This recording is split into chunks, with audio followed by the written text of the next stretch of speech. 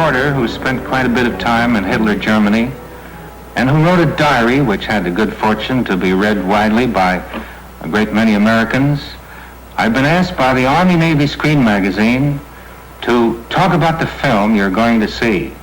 Well, the film is concerned with the Nazi youth movement. That is, it's about what Hitler has been able to do with the young people of Germany during the 12 years he's been in power. It's also enemy film, captured on the Western Front only a very short time ago. Perhaps that's one of the remarkable things about these pictures. They're so terribly recent. This is not a film of 5 years ago, or even of 2 years ago. To be precise, this is training film photographed in the winter of 1944 and 45, when, by all ordinary standards, the Germans should be ready to quit. Germany cannot be defeated, their set faces say. Let the very old doubt. Let the seriously wounded and the mortally ill believe all is lost, but not they, the young people. They, the young, will not betray the sacred trust put in them by their Führer. They will still carry their banners high. And where, we ask, does this strength come from? Why are they so confident? Where does it begin? Here's where. And here, in this crib, or in a carriage where a baby lies, his mind like a fresh tablet, white and unruled. Anything can be written on that tablet, as the Nazis well know. So they begin their education for hate and death, war and conquest, by taking the child from his parents and turning him over to the Bund Deutscher Mädchen, a young girls' organization with over 1 million members, already dedicated to the principles of Nazism. We will not permit them to lapse into the old way of thinking Hitler has said of the children in these carriages. Instead, we will make them state children, and we will raise them according to plan. In Hitler Germany, when a child is able to walk, he's also able to march and to carry a flag. I saw many such demonstrations as these during my years in Berlin, and still they go on. Children who learn to say gun, grenade, and stuka at an age when you and I were learning the meaning of words like cat, rat, and bat. And instead of playing with dolls, they're taught to make helmets. Who uses a helmet? A football player, yes, but also a tank man. Here again in this group of Jugend, as they're called, we get the meaning of total war. Here in these children, now a little older, and proudly exhibiting their swastikas, we see what the Nazis mean when they say that every member of the new generation must be brought under the spell of National Socialism. Today we know from the Nazis' loud boasts that there is no schoolboy, no apprentice working in a trade, whether a girl or a boy, who is not a member of some Nazi youth organization. In fact, such membership is compulsory, just as every young person is forced to dedicate himself to Hitler and the divine mission that Germany will one day rule the world. No, the young mind of the German child is no longer fresh and unruled. Hitler and the Nazis, indelibly, black and deep with ideas we know belong to the Dark Ages, racial superiority, religious intolerance, and no respect for the rights of any people other than German. On the German report card, the word behavior has been changed to obedience. And here we see a group of Hitler youth being rewarded for their obedience and for the things they've learned, for knowing 141 experiments in gas and their antidotes, for knowing how to shoot, not only a rifle, but a machine gun.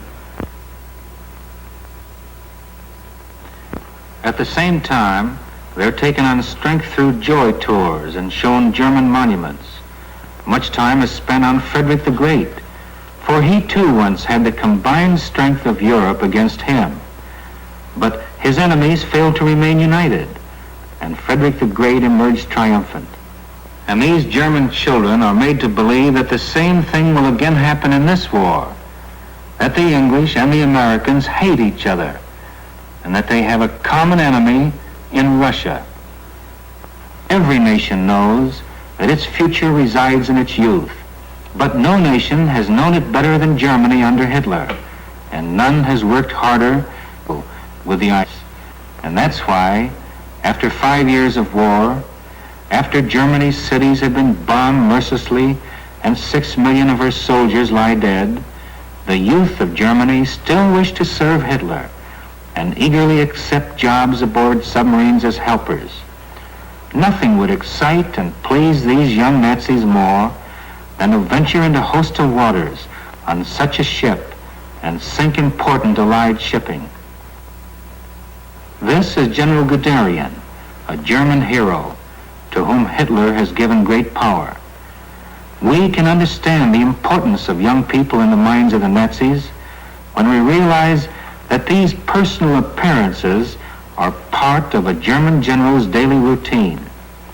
Guderian must not only match his military skill against men like General Eisenhower and Marshal Zhukov, but he must be ready at all times to impress upon the youth of Germany that Hitler is counting as much upon them as he is upon his armies.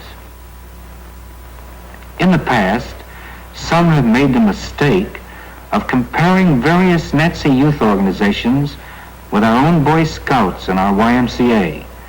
It's a bad comparison.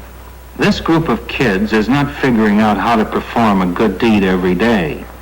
They're not interested in helping a blind man cross the street or carrying an old woman's packages. This is war. These children know it, and they want more of it.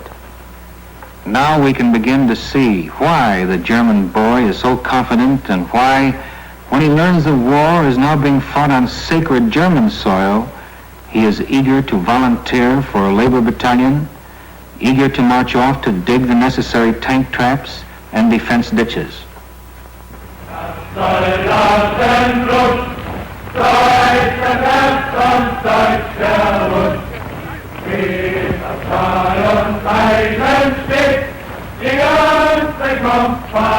On the Western Front, we've captured boys like this. Because they are boys, we have not believed they were dangerous or a threat to our military operations. Only gradually, and at a cost to American lives, have we learned that they are fanatical Nazis, ready to spy and sabotage. Some we have executed, and others we have sent to prison for life. Now they furrow all Germany with fortifications, but when the time comes, they're ready to stand behind them with the guns and machine guns they've learned to use so skillfully and efficiently.